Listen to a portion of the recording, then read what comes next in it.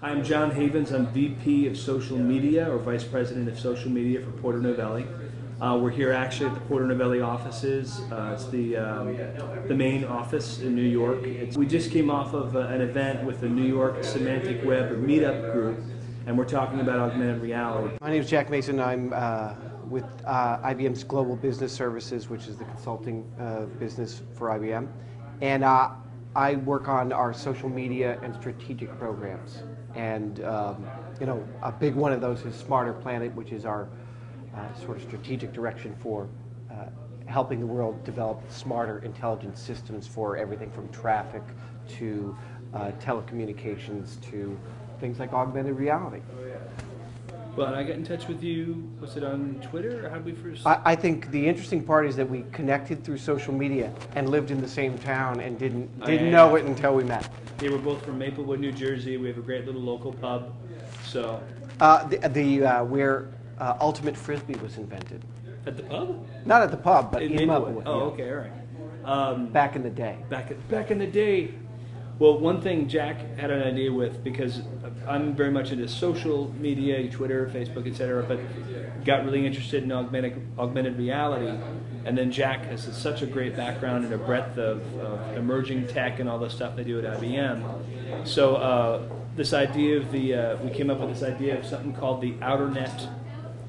Should be policy panel. We just had someone. It could be, the OuterNet guideline project. I think the main thing to take away from this is that we can get ahead of the technology in terms of figuring out where are the real challenges in terms of how this intersects with people's lives, with businesses, with economic realities, with policy questions about security, privacy, innovation, etc.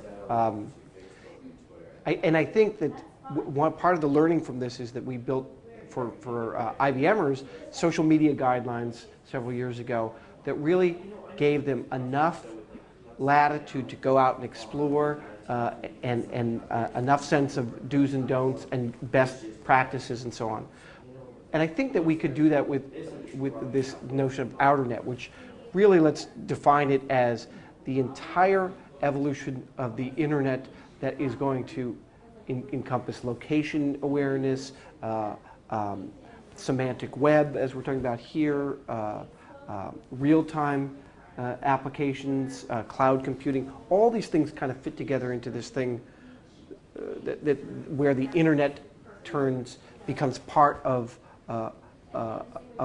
physical life and physical space. And I think that it's a big enough frontier that we need to wrestle to the ground some of the issues that we've discussed, like who has the right to display something in an augmented reality experience? What are the important principles for individual liberty, for intellectual property, for the things that matter when you want a societal innovation to unfold in a kind of orderly way?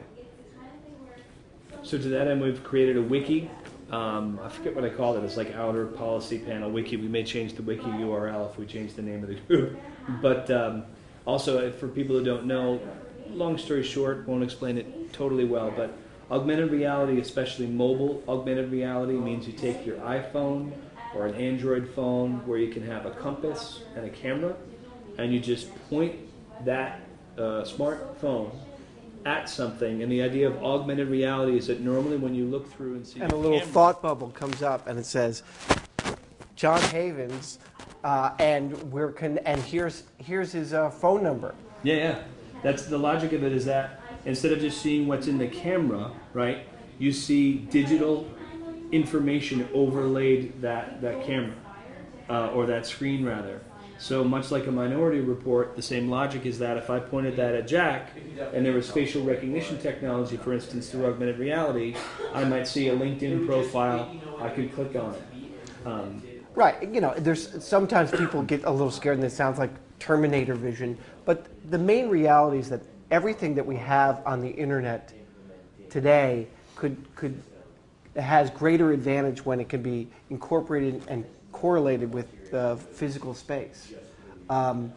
You know, and this is also a frontier where many new applications are going to be developed in entertainment, in travel, in business. And that's what's exciting about it, is that this realm is going to unfold in so many different dimensions. I should say too that for Porter Novelli, the reason that I want to have this panel and also talk with Jack and work on this project is from a communication standpoint, whether you want to call it policy or guidelines, or just making sure to facilitate the conversation, yes, for our clients, but also just in general. I have such a passion about this subject matter, is to kind of go out ahead of the cultural issues and the communications issues that all this technology will sort of comprise. Right. And you know, maybe it's a manifesto, maybe, you know, whatever the right word is, the idea is that collectively we can think through some of the implications and try to anticipate them, because the one thing that you can say about technology today is that it comes faster and from more directions, and it's always better to be shooting as far ahead of the rabbit as you can.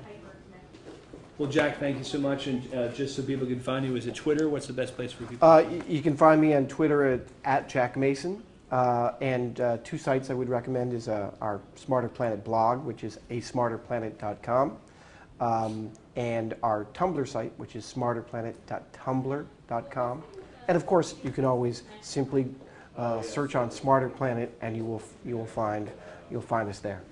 And that little company, it's IBM, is it? Yes, those three initials? that little company that's going to be 100 years old. Search on Google in 2011. IBM. It's going to be tough to find it. But Jack, thanks, man. All right, I appreciate it.